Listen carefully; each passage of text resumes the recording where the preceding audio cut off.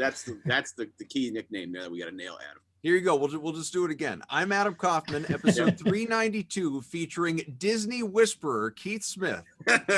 Is powered by BetOnline. Yeah, it's very true. Yeah. Anything else you plan to speak into existence in the near future? No, that was a once in a lifetime thing. I don't think I got another one like that in me. Look, Keith, I need your energy, man. We need Deshaun Watson to the Patriots. We need it. Oh man, if I could make that one happen, I'm 100% in on that. I can't go through another year like last year. I'm spoiled now. We'll save the football talk for a little later when we really give BOL its due. But obviously there's much to talk about relating to this team having the few postponements, Kemba Walker's return since it's been back, Jason Tatum expected back soon, maybe as soon as tomorrow on the minutes restriction. That very winnable game wound up being a loss in Philadelphia in the first of two to the Sixers last night. We can go down these paths and we will, but where I want to start, and I'm sure it's gotten plenty of traction online, I wasn't even aware of it until Evan texted me and he was like, there's this article, Keith Smith, you need to read it if you haven't yet. And I think I saw it pop up at some point, on Twitter, but I hadn't clicked on it yet. And then Evan was like, dude, read this article right now. For anyone who doesn't know what I'm talking about, and I hope you have read it, Keith put, I imagine it took a very long time to put together this great article where he talked to many executives across the NBA, GMs, assistant GMs, high front office executives, both conferences, East and West, about just the experience of dealing with Boston in trade talks, whether or not teams have actually made trades with Danny Ainge, whether they've worked to make trades with Danny Ainge, and whether Danny Ainge is in fact greedy and asks for too much. Some of these questions that we in the media have been asking for a while, or just assuming based on things that we've read in the past.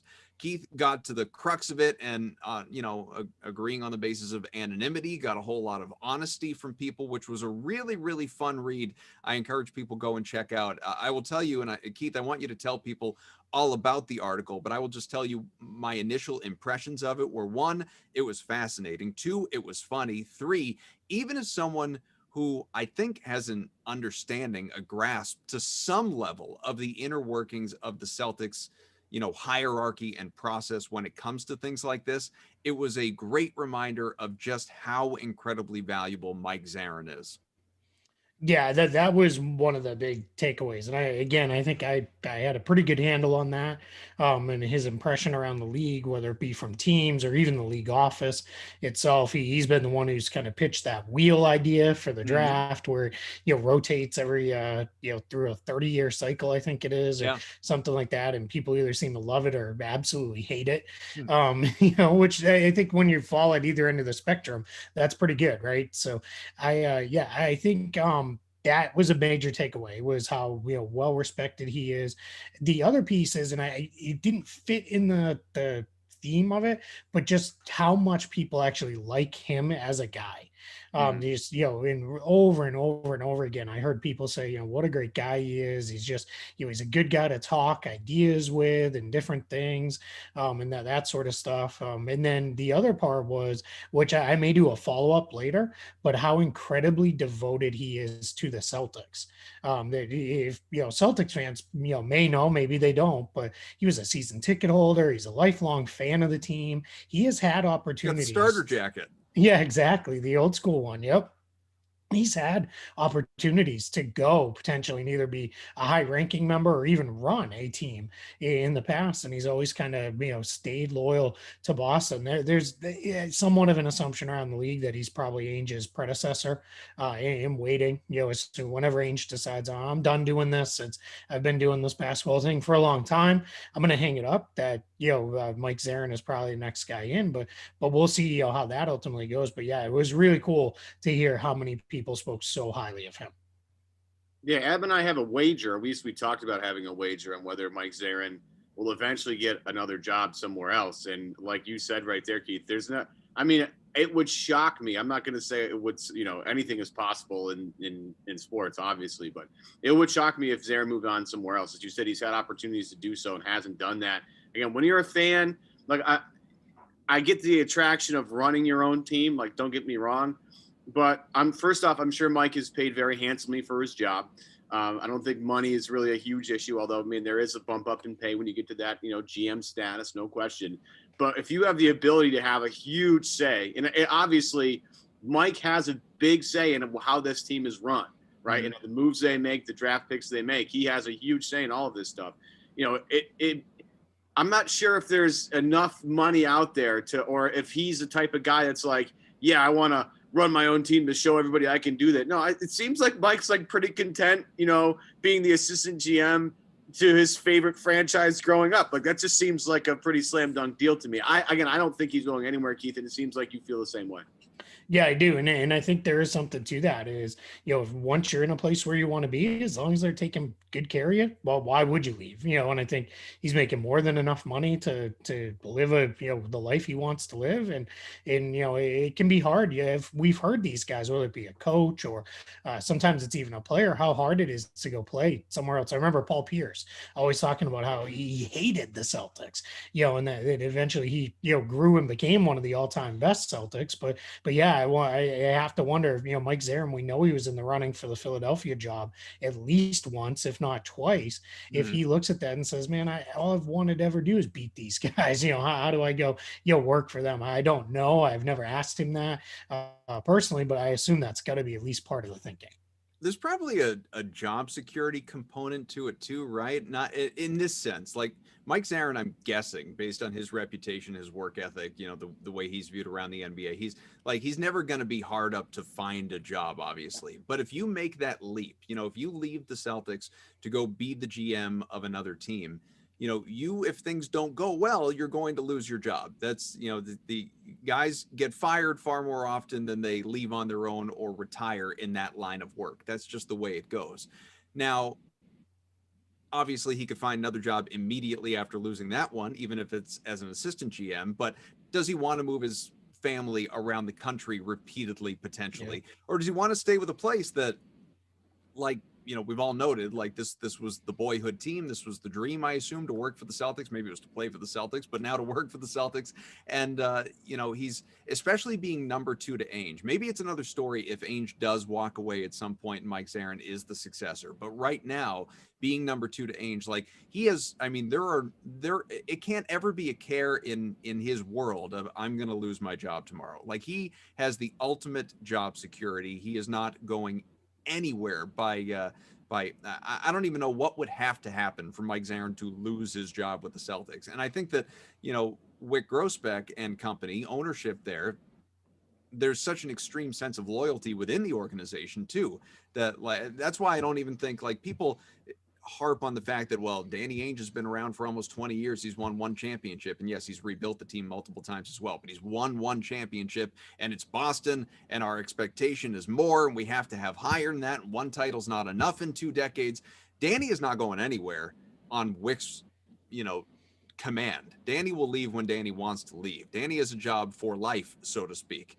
You know, and I think the same is true of Mike Zarren. I think to some degree, I mean, unless things went horribly south, the same is true of Brad Stevens. Yeah, I think, you know, we'll see with Stevens. You know, we don't know how long this, you know, recent extension is for. We got told right before things get started in the bubble that they signed an extension. To my knowledge, and you guys know I'm pretty all over everything. We haven't even seen a leak of how long this extension is for. Yeah, the team's certainly not going to talk about it. They don't talk about that. It's you know, I can do a pretty good job of getting any salary number for a player, but on a coach, that's a hard number to track down, a salary and length and all that stuff. So yeah, I think the Celtics are in a spot where they feel good, they feel comfortable with what they have running the franchise, and that's why they're going in that direction. I thought they were going to be complete by the 25th. You know what's interesting about your piece there, Keith, is I really enjoyed, and I'm not sure if you found this as shocking as I did. And maybe it's just because I'm on the internet too much, and I'm definitely on the internet too much. But maybe who isn't? I'm right. It's just one of those things where, like, you know, it's been overdone and it's like the joke is stale, but like Danny Ainge always come up short on deals, et cetera, et cetera. The one thing I was surprised about in your piece was the amount of people that like enjoyed working with the Celtics on trade deals. I always thought like, oh man, Danny must be a pain in the ass to deal with because he's always holding out. They're always getting close, but never getting over the goal line. Like, it always felt like to me, like if you're the team on the other line, it must be so frustrating. But one thing to me that I found interesting, Keith, and I was going to ask you the same question, was interesting to you to find out that so many people that you interviewed throughout this entire process had very positive things to say in terms of dealing with Danny and with Mike and the rest of the brain trust inside the Celtics organization. Yeah, the number one thing was that that came away from me is they're just there's no bull crap when you're dealing with them. It is, get in, get out. There's the one quote in the article that I used about one time we called and they said, you better be talking about draft picks. We don't want any of your players, and that's, and it's harsh, but it's also, refreshing to hear that. I heard, the number of times people said, especially at the draft and on that last day or two before the trade deadline, when everything is so busy, there's just not time to, bat around ideas. And I think people have this you know misconstrued notion that when there's a trade, it's like, me and you making a trade in a fantasy league where I text you and say, what do you think? And, 6 texts later, we're plugging it into the site and off we go. It's not usually like that. These are things that are usually conversations over, days and days and days. And as much as we may all sit around and talk through, trades and make things up, this is what these guys do all day, every day. And it's sometimes as simple as, what do you think about player X? Where are you guys at on player Y? I notice he's not in your rotation. I notice you're not doing this with him. What's going on there? And those kind of things, and that relationship piece, which I think with Ainge having 18 years in the league now, he knows everybody. There's only 3 teams he's never made a deal with: Chicago, Toronto, and San Antonio. San Antonio doesn't surprise me. They don't make any trades really ever, especially in season. And then Chicago, they haven't made a lot of trades either. And then Toronto, division rivals, so that doesn't necessarily surprise me either. So those are the only teams he's never made a deal with. He's been part of big deals. He was part of the biggest trade in NBA history: 5 teams, 11 players, all, draft picks and draft rights were thrown around. He's also been part of the, small salary dumps, Jabari Bird, sending him off with cash to the Hawks and those kind of things. So I think that is a sense of, when you call the Celtics, you're gonna get, how do I put this? You're going to get something done, or you're not going to get something done, but you're not going to spend forever trying to get there. And I think when Ainge says things like, we got close, so we tried really hard, there is truth in that. I think also, some folks said, from their perspective, there's probably a little bit of, well, you got to say those things, and you got to say that because you imagine if he came out at a trade deadline and said, yeah, we didn't really try. We didn't want to do anything. Fan base. Right? Yeah, he's going to get killed. I mean, that's going to be, the talking point until, somebody else in town does something dumb. So, that's, I think that's why we're at a point with Danny where he says the things he says. And, and one of the quotes that I also got was, yeah, you can say these things of, well, we offered a protected 2nd round pick for, this all NBA all-star level guy. And, and they said no. And yeah, then we can say, well, we tried to trade for him. And that's, I mean, yeah, I don't think a lot of teams do that, but I think I don't think the average person knows how much these teams talk trades and spend time on the phone and text and everything back and forth trying to get, something done. It takes a long time for a lot of these deals to come together. Well, it's the whole, like, yeah, we checked in on James Harden, but you can't have Tatum, you can't have Brown, you can't have, maybe exactly. You can't have Smart, Kemba, we might not, like, at a certain point in time, it's like, no, we will not give you James Harden for Shemi Ojale and picks. Yes. That's not going to work. I'm sorry. The money doesn't add up. Speaking of the money, by the way, one of the things that I found really fascinating about your article, and I encourage people to read it if you haven't, was, and it goes back to Mike Zarren, is that this guy was basically, I don't know him on a personal level, I've met him, but described, by executives that you spoke with, essentially as Rain Man. Like, the guy's just sitting there and plugging away all the all the cap figures and numbers and everything like that, like what normally needs to be drawn out by people at length on paper or on a computer in a spreadsheet, he's just doing in his head, to the dollar real quick and outlining everything, telling you what your cap is going to look like 3 years from now.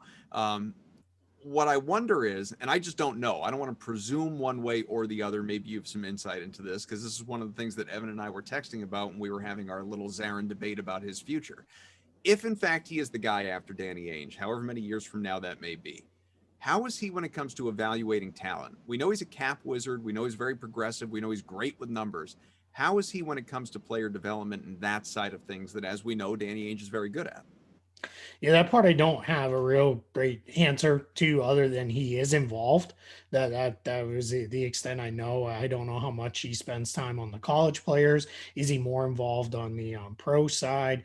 We know Austin Ainge is heavily involved in the scouting side of things.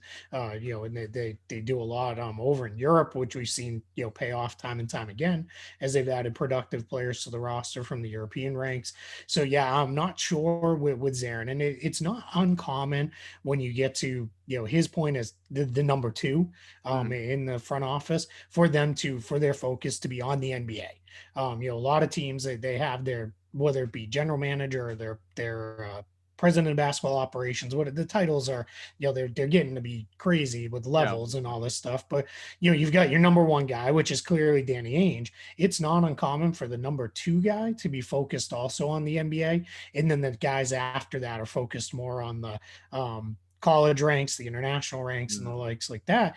But hey, my sense is Zarin has a really good feel of guys who are in the league, and I'm sure he's involved. I just don't know the detail of how much on the college and international or really non NBA scouting side. Right. Everybody has their expertise. Mike's just, his mind is a computer and can always have the cap figure in mind or how many draft picks they can actually trade. And it's important to have a guy like that because, trade season's coming up. At some point, Boston's going to probably do something to bolster their chances to try win an NBA title this year. And, it was interesting the other day, and I don't mean to kind of guide us in this direction, but just kind of having to go this way, where Brian Windhorst talked about the lack of first round picks that are available in this year's trade season because so many have futures traded all over the place. I mean, Brooklyn obviously mortgaging their future. You'll get James Harden. There's a lot of picks there. There's a lot of picks going to Oklahoma City, and I don't even know where they're coming from. I just know the Thunder have all of them. It's interesting, and it's important to have a guy like what's up? Thunder and the Pelicans. Right. Yeah, there's a battle for supremacy. Belichick would be jealous of the Thunder's spot right now in the NBA. But you look at everybody's ability to trade picks, and this is again where Mike kind of comes into play and where his expertise comes into play because he's going to be able to tell you exactly what they can offer right on the spot. Like, oh yeah, this team can do this, and this. We can up that with this, and this, and that's why Mike. And everybody has their expertise. Like, Austin Ainge has his own role in the front office. Danny has kind of his hands in everything. But, like, Mike's the kind of guy where you're trying to make significant improvements to your team midseason. He's the guy you need. And as you look at the NBA landscape right now, his role is going to be really crucial come March, Keith. Yeah, and I think what's important there too is it allows, if you're an opposing team, and this was kind of a takeaway as well, I think with Boston. Boston has one of the smaller front offices in the NBA. It's not small by any means, but they don't have a million people that work in their front office like some of these other teams do. And part of that is because you have guys like Mike Zarren, you have Austin Ainge, they wear multiple hats for the team. They're able to do multiple different things. In Zarren's case, not only is he the assistant general manager, but he's also the general team counsel, and essentially he's their salary cap guru. So what happens is a lot of these trades start at the assistant level, right? It's the two assistants are batting around ideas and going back and forth because Danny might be not right now in this environment we're in, but in a normal world might be out on a college scouting trip or he might be overseas. And it's, so it's Zarren and an assistant are batting it back and forth. And as it gets closer, then that's when the head honchos get involved. And then eventually everything is taken to the owner and run by the owner. But I think what it does with Zarren is if you're batting ideas back and forth, he's not having to say, well, let me get with our cap guys to see what that does for us. He knows exactly where they're going to be. And he also, I'm fairly certain after talking to a lot of people, most guys said within a few bucks, he can tell you, what a guy's salary is, which is, insane. But also he can tell you, all right, well, that guy's a free agent in 2 years and, you got early bird rights on him and all those kind of things that are, even for somebody like me, who that's what I love most, I have to look that stuff up, every time to understand. I can, tell you James Harden makes $41 million. million, but I can't tell you the exact numbers behind that. And he can. And one of the quotes I got was somebody said to me, I don't know if I put it in the article or not, I don't think I did, So I'm was just gonna throw it out. we're in a position where it is we're going to make this trade, and it ends up coming down to Zarren telling us Just we're gonna throw it out there 200,000 that short we on don't that. have to require Yeah. cars. Sounds like you're jealous there, Keith. That's all I'm saying. It sounds like there might be a A little little bit. jealous. A little bit. I know, Yeah, I- right? People apply and get to I'm, know, I'm with you though. On an ownership level, we know that obviously Wick Grosbeck and Steve Pagliuca and all these guys, they are involved and care, about the success of the franchise more than anything else. Like, they are about winning. They're not about just making money. It's, they are fans. They are invested. When you talk about trades, like, some owners meddle. Like, these are not those guys, but some owners, obviously in some franchises, meddle and want to be involved in every decision. Now, Wick has been almost over the top about his faith and belief in Danny Ainge, to the point where, like, he has said, like, I'm not going to go against Danny, when it comes to, I trust him is the general message. I'm not saying it probably in his complimentary terms, but he trusts him. That is the important thing to take away. And so if Danny's making deals, like, obviously, like, the deal with the Nets back in 2013, like, that's a big trade. And there have been other big trades, but when it's smaller stuff that Almost doesn't like research necessarily, concierge. Everyone's move gonna the have, needle like, to the extreme, does Danny have to take everything to Wick just for, like a cursory approval? Or, is there a certain line for that where Danny can, kind of do whatever he wants, but then, when it's like, all right, we're going to trade Pierce and KG. Yeah, I'm going to go talk to ownership about that. Yeah, those are kind of dependent on team for the most part. I think if it's something small, like, hey, we want to, sign Jeff Teague to a league minimum contract, I don't know that that's there. But then if it comes into, hey, we're going to make this deal and it's going to put us in the luxury tax and cost you, millions of dollars, then Right. absolutely that is a question. Or if it's a bigger thing, like, hey, we're making this big trade, Or you like, always we're run it going by to the trade the owner. number 1 overall pick in the draft for number 2. Exactly. Yeah, and I guarantee that was just a conversation, and I'm sure from the way those guys have always described their relationship, Wick said, if that's what you think the right thing to do is, you do it, and off we go, and Yeah. never even questioned it. And I think that is the benefit there, where I always look at the Dallas Mavericks in this sense. Remember when Mark Cuban first bought that team? He was super involved, and he was we're making trades and we're doing all this stuff, and they were kind of always good, but never good enough. It was when he finally took a step back and said, I'm going to really let my basketball people do this. That's when they finally got that title. And then they were in the mix for several years running. I think the, Danny LaRue, who I've worked with for years over at Real GM, says ownership is the biggest competitive advantage in professional sports. And I think it's completely true. If you have an owner who is willing to spend money, one, and then two, is willing to let your people do what they do, then you're golden. It's when they get in there and they're either cheap, or they're cheap and want to be heavily involved, or they're willing to spend but want to be heavily involved. That's when it gets really messy. And I think the Celtics are very fortunate that their ownership has said, we'll pay the tax for a contender. We understand. I think there's probably limits there for Danny. And I think it's also for Danny to be honest with them, to say, we're not going all in right now because I don't know that we're quite there this year, or those kind of things. And they're probably trusting him on that. Or if then, I think on the flip side, when he comes and says, hey, we got to go into the tax because we're close, we're one guy away, we can go get player X, he's going to put us over the top, I think, then that's on ownership to say, I trust you, let's move forward. I think, Keith, Evan, it is an appropriate time for us to get off the article and the internal, brain trust of the Celtics. And by all means, people, go read the article. Keith has tweeted it out. I have as well. Maybe Evan did. Oh, it's yeah. a great article. There's a lot of great insights that we haven't even discussed. But we should, in the interest of time, the time that we have left, talk a little bit about what's going on with this team. Now, there was the 5-game winning streak. Come out of the, the postponement, 4 going into the postponement, you come out, you win a game, and then lose by 30 to the Knicks in a game that, to my estimation, one, they just gave up on the game plan in the second half and just started jacking up threes like you read about, but also tried a little too hard in Kemba's 20 minutes or so to get him involved. But as Brad Stevens has said multiple times, for us to be our best, Kemba needs to be his best. And, our priority is getting Kemba up to speed.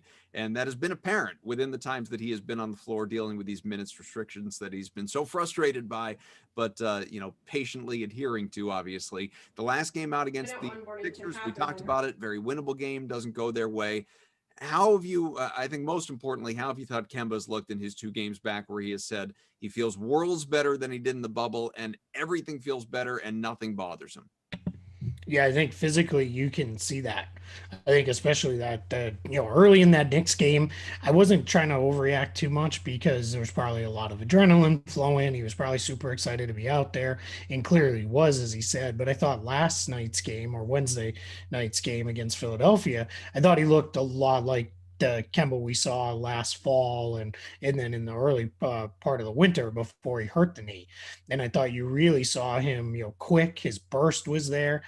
He mentioned after the game, which was something I picked up on, he was getting to his pull-up jumpers big, which is such a huge part of his game. He may be the best pull-up jump shooter in the game. Right now, he was certainly one of them last season. So I think, him, feeling good, that changes everything. And I think that really changes the ceiling for this team because that allows them to, when Jason Tatum is back, and that'll be, sooner rather than later, that allows Stevens to leave at least one of Tatum, Brown, and Walker on the court at all times. And that should hopefully avoid those scoring droughts we've seen at points this season. My guess is it'll be Tatum or Walker out there by themselves. Jaylen Brown just still doesn't seem overly comfortable being, even as good as he has been, demanding the ball and saying, I need it, play through me. I've got this and that kind of stuff. So maybe that'll come eventually. But, we've seen Tatum with the reserves do quite well. So I think that's what you're going to see Brad Stevens go back to. Yeah, the speed thing is what the big thing for Kemba, and the fact that he looks quick, and we always talked about the difference between him and Kyrie. There's many of them, but one of my favorite ones is Kemba doesn't waste a lot of time dribbling the basketball. He's north-south, very quick, and that is a huge part of his game, getting in the paint, and he was, attacking Embiid inside, attacking Dwight Howard inside when he had matchups that way. And that's the one thing I look for with Kemba, the speed, the quickness, because that's what makes him go. I mean, you looked at, how many small point guards have come through the Celtics the past couple of years. I mean, Isaiah Thomas, he was so quick. That's how he got to his spots with ease and had open shots because he could get to his spots very quickly. And that's what I love about Kemba. And the one thing I'm looking for now is, how the pecking order, how does it work? How do these guys figure out? I mean, obviously they've played with each other before. This is not going to be something uncommon. They've played with each other on Team USA. That was a big part of bringing Kemba to Boston, was his familiarity with those guys during that summer. He had a whole season with them, but now, roles have changed, right? You talk about Jaylen Brown and, the development of Jaylen Brown into like a real creator as an offensive player is like totally mind-blowing to me, considering what we saw not too long ago with him and, his blinders, right? He's now turned into like a full-fledged, playmaker. How does Kemba work with that? How do they enhance each other? I mean, Tatum now on the floor with Kemba, those double teams are a little bit dicier if you're the opposing defense, so, how they work Kemba back to where he needs to be is going to be interesting. I love that they saved Kemba for non-Embiid minutes last night. I thought that was a good strategic idea, although, it didn't end up working out. But this is a team now that has a lot of offensive firepower between 3 guys. So you lose Gordon Hayward, which was a huge loss, and he's flourishing in Charlotte. I'm happy for him, don't get me wrong. But it's a team now that has, still some pretty potent offensive players. And on top of that, you have Marcus Smart, who can contribute a little bit. You saw a little bit from Daniel Tice last night. He had, 17 at one point last night. Their ceiling is much different. And as you look at it now, Keith, and you look at what Kemba is and what Jaylen has become and what Tatum is, where is this team's biggest, what are they lacking at this point? Is it wing depth? Is it a solid quality big? Because you looked at Embiid last night. He had it real easy last night. So I'm not sure. Now you look at, try to look at it a bird's eye. He was flailing all over the place. But he was. I mean, don't get me wrong. And Marcus Smart calling him out for it is one thing. I love that Embiid was like, dude, pot kettle, man. Yeah, right. What the hell? It is. So, I mean, if Marcus, like, you just got to flail harder, Marcus. If Embiid's flailing, you got to outflail Embiid. It's just like him and Lowry. It's the same thing. But where do you think they're weakest right now as given the 2-game 40-minute sample size we have in Kemba Walker. Yeah, my first thought is on the wing. I think they need another quality wing. I know that their hope is that'll be Romeo Langford when he comes back, which should be sometime in the next, let's call it month or so. He's been spotted doing some shooting and the like now. I know that there's a hope that maybe Aaron Nesmith eventually turns the corner, but I think that's all hope. I would love to see them get somebody who's definitely able to contribute and can come in and fill a role and give them quality minutes. I also don't want to see them be in a spot where they feel like they got to push Tatum and Brown too much. Later in the season, this is already a tough condensed season. They've got now, what do we get? 3 makeup games to go as well. So those got to be fit in somewhere. And there's probably going to be more postponements down the line, just the way the season's turning out. So yeah, that part I think is going to be really difficult to, get through without some actual real quality depth. So I'd love to see them get that. Then the other thing I've been watching, especially over the last handful of games, is they're starting to get beat up on the boards. And I think that's really tough. I think Tice, for all the things he does well, he's never going to be a top tier rebounder.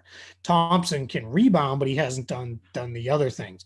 Robert Williams, he's still a work in progress. He can do a lot of different stuff, but then there's times when he looks lost. So I'm starting to wonder if they're going to really look at, all right, is it best to take we love Tyson, Thompson, and Williams, but take a couple of them, turn them into one guy, and then really move in that direction to try and shore that up and bring in a quality big around the guys we already have, because I think that would be one of those things, or especially with somebody who just has to kind of focus on rebounding and playing some defense. I think that them will really go. Let's not go crazy and start Karl Anthony Towns and Rudy Gobert and all this, because that's not going to happen. But is there somebody else on the market that you could look into? I think the challenge with trades this year is, you mentioned before, Evan, about the number of picks that are out there, from what Brian Windhorst was talking about. That's true. It's hard for teams to move picks. The other thing is, because of the play-in tournament, you only got to get to 10 this year to be in the mix. So that means you only really got to be in the striking distance of 10 to convince yourself and your fan base, hey, we're right there, for the play-in. So that means you might be 12 or 13 come the trade deadline and still only a couple games out of 10th, where in past years, those are the teams that are saying, it's time to move on, time to sell, time to get pieces going.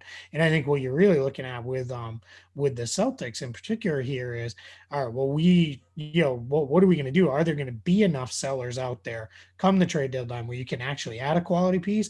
That may not be of Boston's choosing. It may be too many teams are still in the race when it comes time to start making deals. It's funny you bring that up, because I was talking to somebody yesterday and was asked, as we always are, right? It's a weekly component to this show and any other Celtics related program. You talk about the TPE and, what available options may exist for the Celtics, reasonable ones, not like, you were saying the guys we shouldn't be talking about, but reasonable ones that could come in. I was asked yesterday about, a guy right by you, Nick Vucevic, there in Orlando. And my first reaction was like, sure. I mean, makes sense. Like, why wouldn't you want a guy like that? Except, Orlando would really have to fall out. I'm not sure what the Celtics could tempt the Magic with to bring him in to be able to sell to their fans. Like, yeah, I know we were kind of in the mix for a playoff spot, or, right there for the play-in tournament, but it doesn't feel right. We're going to move the guy. I don't know how you feel about him or other players that are maybe in similar spots, kind of, lesser East or West teams that are flirting with playoff spots, but obviously aren't contenders. But it's going to be tough to pry those guys away without actually giving up rotational pieces off your roster as well. Yeah, absolutely. Now that's where it gets really hard. All right, well, what are you sending back? Because you've got to get that figured out. As it stands today, because the Celtics are hard capped, they can only use 19.6 million of the trade exception anyway, as it stands now. Now they could send some salary out. They send out $4 million. They can use 23.6 million of it and still stay under the hard cap. And clearly they would send some salary out in trades. I just think it becomes to that point, as I always encourage people, yeah, I know you want these guys, whether it be Celtics fans or anybody else. You want that guy. You want that guy. Okay, why does the other side want what you're offering. That's where it becomes the Right. question. I live in Orlando, as you know, and for me, being around the Magic quite a bit, I can tell you, as silly as it may sound to a Boston fan who is all about championships, making the playoffs has value for the Magic. They were a bad team for a very long time after losing Dwight Howard. So for them just to be back in the playoff mix year in, year out is big. So I think that's really important to note. Right. I think so too. And it's going to be a dicey trade season. And you look at the teams that are really, really, really out of it. I mean, you look at a team like, Houston or Detroit, I don't know what Cleveland's expectations are. I'm in love with Larry Nance Jr. right now as a potential trade, possibility for Boston, just because he kind of fits exactly what they need. But yeah, you look around the league and like the Knicks are probably, there at some point, could you pry away Julius Randle, who's having a hell of a season right now? It's just a matter of, and again, we're not going to have a clearer picture until the dust actually settles here. And the one thing with Boston is, and we could bring it back to the Celtics, they haven't been really totally healthy yet, right? When, the season starts, there's no Kemba Walker. There's no Romeo Langford, but there's really no Kemba Walker. That's a big issue, right? Well, now that Kemba's out, Kemba's back, Tatum's out. Well, that's great. And Rob's out too. We still haven't seen Romeo yet. So the one thing that is interesting with Boston's roster is they're surveying the landscape, no question, as we get through the season.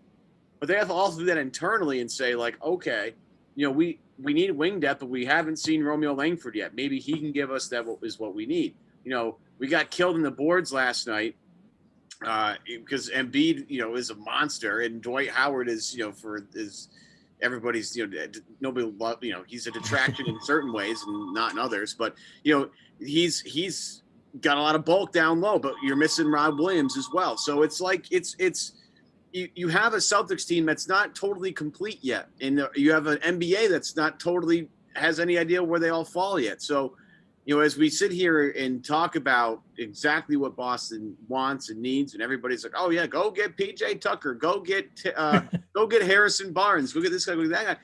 We don't even know what Boston thinks of their own roster yet. Like, I think, and the one thing that I'll say is that front office, as we talked about at the top of the show, that's a front office that, through their years together knows, like, all right, we can't make any quick judgments on how this team is playing until we see everybody, together for a long period of time. And my problem, Keith, is I don't know if we're ever going to see this team fully healthy, for a long enough stretch before the trade deadline to actually have a concrete opinion on what the hell this team actually needs.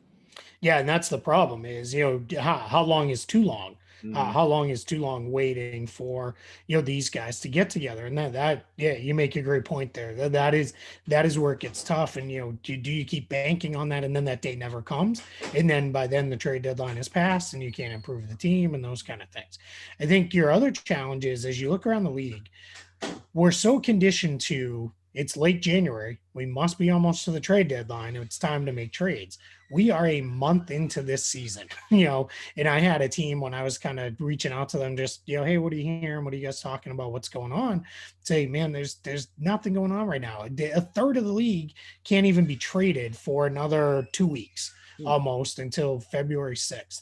And then you are, from there, you're still, a month and a half out from the trade deadline. So that is, something as we really, look through this stuff, we've got to kind of keep that in mind, is it's quite a ways away before we go. NBA teams generally 2 months into the season is when they feel good. It's usually right around the Christmas holiday when we're about 2 months in, where, all right, we kind of know who we are. The guys we signed over the summer can be dealt, where the early trade window, as they call it, is open. So that's the thing I think people need to focus on right now, is everybody only really cares about themselves. The Harden trade happened, but that was a completely different circumstance. That wasn't a normal kind of thing that went down. Demanded his way out. Exactly. He really forced his way out. And when he called everybody out in the organization, more or less, at the end, it was, this is done. Now he's going. And then they got the right teams there. So I think that that's the thing is, I know it's tough after, watching the team get beat up by Embiid. Everybody wants to go get somebody. But, I don't know that prime Hakeem Olajuwon was having a lot of success with Embiid last night. I mean, he was just, he right now is maybe the best scoring big man in the game.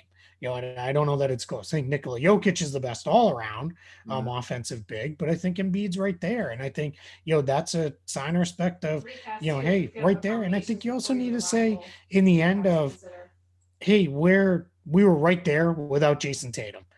So this is not the end of the world as much as people want to go. But to Evan's point, you do hit a point where it's all right, how far are we willing to go with this group? And are we going to get to see them together for more than that, 8 to 10 game stretch where like, holy crap, this team can win a title with what they have, and then somebody else invariably goes down and the whole thing starts to fall apart a little bit. That's the worry that I think kind of lingers in your mind. These teams are going to see each other a lot, obviously, this season, but with what you saw last night, we don't know what to expect tomorrow. And obviously acknowledging, like has been brought up many times, that Jason Tatum wasn't there on the floor with those guys. And Kemba's just fresh off this injury as well, even though he said he's feeling great. Where does Boston stack up with Philadelphia, near the top of the conference, obviously? Yeah, for me, I think they're right there. I think they're pretty even. They just get to that end result very different ways. Philadelphia is going to beat you up inside. They're going to play bully ball. Even though they're not, it's not Embiid and Horford anymore. They're still bigger than just about everybody else that they're ever going to come up against. Tyrese Maxey's the only, normal sized guy for his position in that lineup. Danny Green, Tobias Harris, they've got good size for where they play. Simmons is clearly, giant for his spot to come with good size off the bench. But I think the Celtics have advantages when they are fully healthy of when you look at that. All right, so they can get by putting Simmons on Brown, and Brown had a good game, but Simmons did okay at times. You can put, Green on Tatum if you want, but then who covers Kemba? On that side, they're going to involve Embiid. They're going to make him defend. I think when we see them play on Friday night, I think you'll see them attack Embiid a little bit more, make him have to move his feet on defense. They didn't do a lot of that. They did it a couple times early, but didn't go to as much as I thought they might. And every time they did, they got something good out of it. So I think you'll see that. I think also Brad Stevens, when he plays a team he might see in the playoffs, he's not going to show you everything. We saw that last year. They struggled with Philly in the regular season and then blew their doors off in the playoffs. I know they didn't have Ben Simmons, but the Celtics didn't have Gordon Hayward after the first game either. And they still just hammered them because they know how to attack that team and make them play. Embiid's a different guy though this year because he got himself into better shape. He's playing better, deeper into games and those kind of things. I think Doc has done a good job of, all right, I can see he's only going 3-point line and 3-point line. Time to get him off for 5 minutes or so. And I think he's done a good job with that. But I think they're pretty equal. And I think I still have Milwaukee at the top of the conference, but I think right behind them, Brooklyn, Philly, Boston, Miami. I'm still high on Indiana. I think those teams are all relatively equal. And a lot of it, like it does every year, is going to be matchups and health when we get to the playoffs.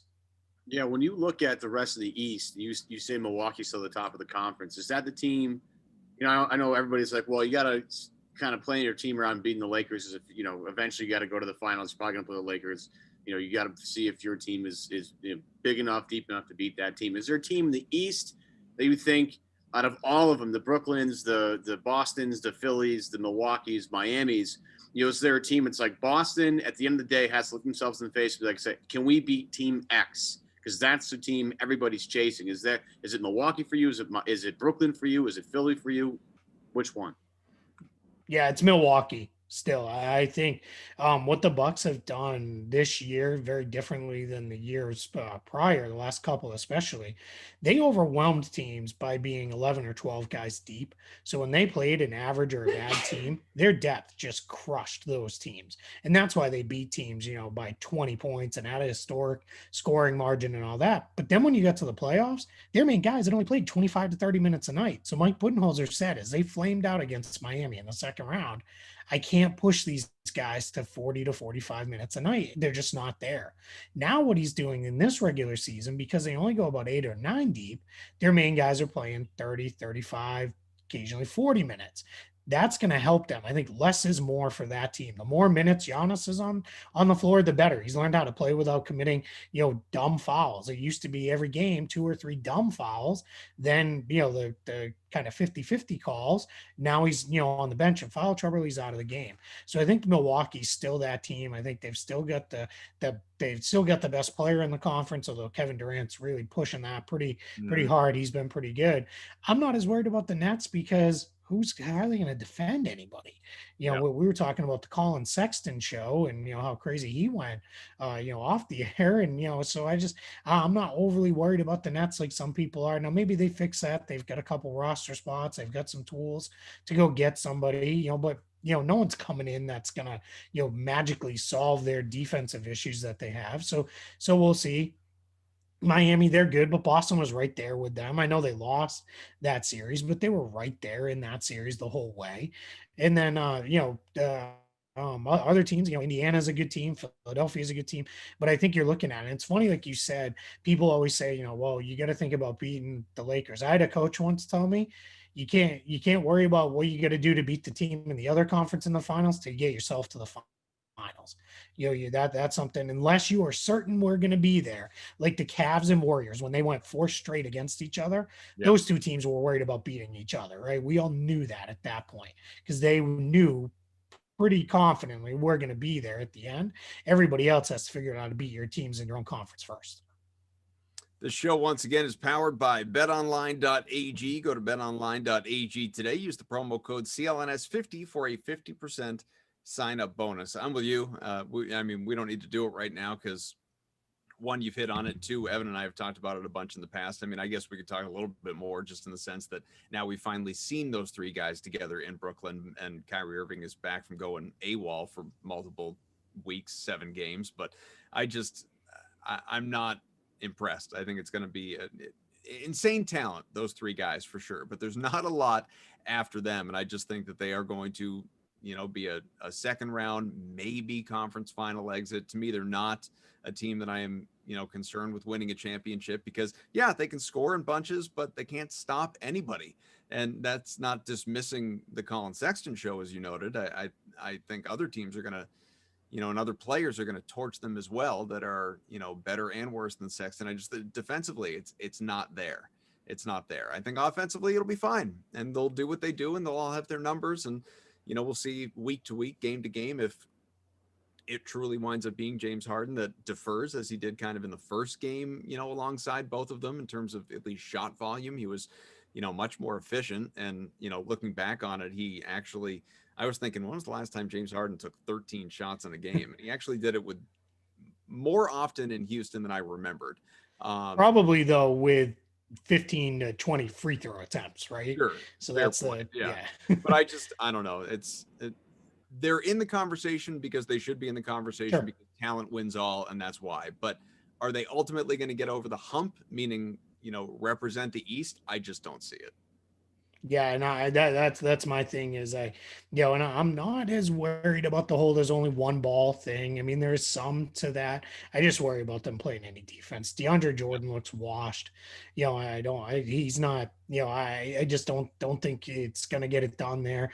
I like Jeff Green. What a cool story, that he's still in the league, and especially after what he went through with the heart issues and all that. That's awesome, but okay. Fine, he's a backup power forward, and maybe play a little small ball center at times. I do, they've pushed Joe Harris now to the bench, and that's all right. They don't have a ton of depth either. So, an injury or two at the wrong spot, that kills them. Now, if they get to the playoffs and they've added 1 or 2 guys, they've got plenty of depth because you only need 8 or 9 guys in a playoff series. That's all you really need. So they'll be fine there. But we've still got 60 games left to go roughly to get to the playoffs. It's, getting through this grind to the rest of the way. Now, if they're healthy, they can say, all right, KD, take a couple games off. We're good. We can get by with, Kyrie take a couple weeks off. Yeah. Kyrie take, we'll see you in, April or whatever, however it goes with that situation. So yeah, they're fine, there. I think when it comes down to it, when they're up against other really good teams, are they going to be able to get stops? And I don't trust that they're going to be able to.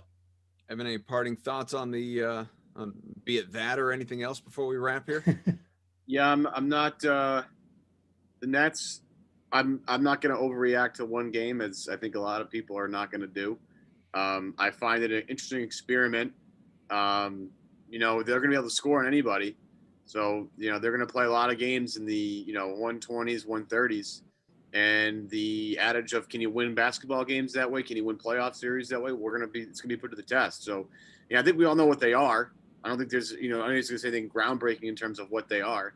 I think it's a worthwhile experiment too. I mean, if you're Brooklyn, you're saying, and you don't know, and like again with Kyrie, you don't know with Durant's health. He looks amazing. I mean, he looks incredible. It doesn't look like he missed a day, No. really. So, Yeah.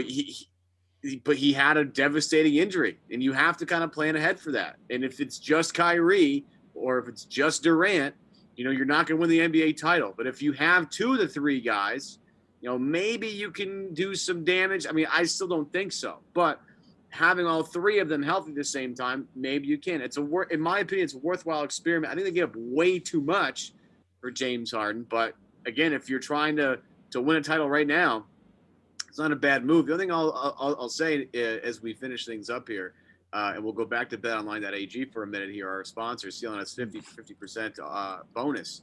There you go. Deposit. I got to ask you boys as Patriots fans, are you guys on the Bills train? Because I definitely am. Even though they're in the same division, I'm still rooting for the Bills, with the exception if they play the Tampa Bay Buccaneers. I'm still rooting for the Bills because it's been, 94 was their last Super Bowl appearance? I think they went 91, 92, 93, 94. So it's been a long time for Buffalo. I'm all in on the Bills bandwagon. I'm not sure if you guys as Pats fans are in a similar spot. Keith?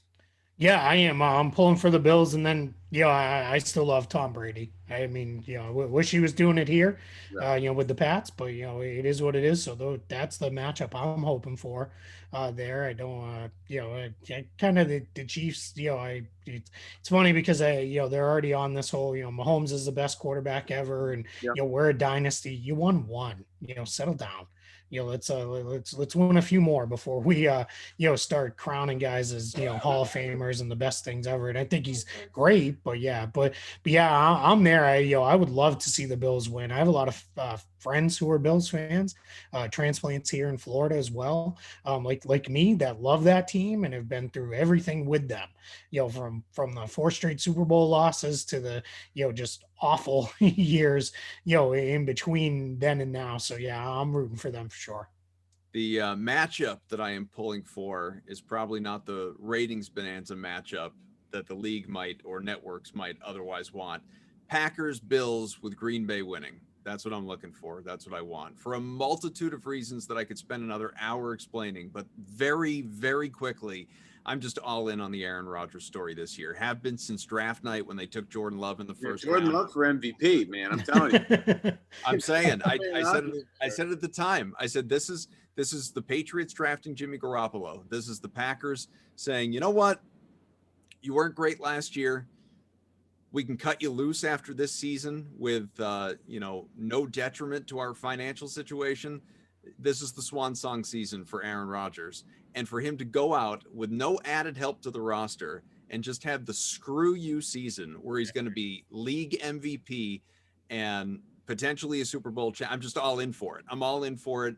Him forcing Green Bay's hand to potentially keep him next year, or dare we say he actually still leaves and they move on to Jordan Love, and then where in the world does he wind up? Maybe, obviously we would dream about the Patriots, but maybe Garoppolo comes to New England, he goes to San Fran, the boyhood team that passed over him in the draft. Maybe he winds up with the Colts now that Rivers is retired. It's actually a good fit. I think in all likelihood he's back with Green Bay, but there's so many facets of the Rodgers story that I love. And also, and this doesn't apply to Breeze, or it did apply to Drew Brees before he was, ousted by Brady. It doesn't apply to Brady.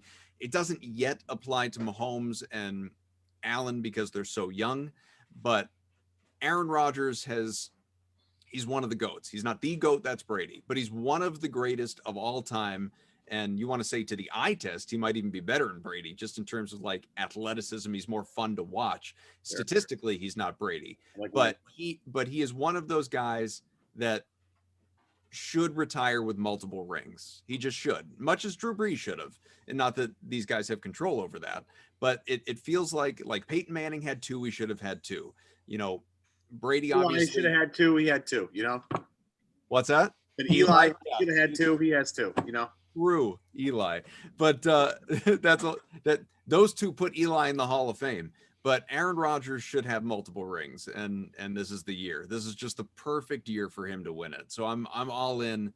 My playoff order coming into the postseason was I was pro Washington football team, even though I hate Washington, but I was all in on the Alex Smith story.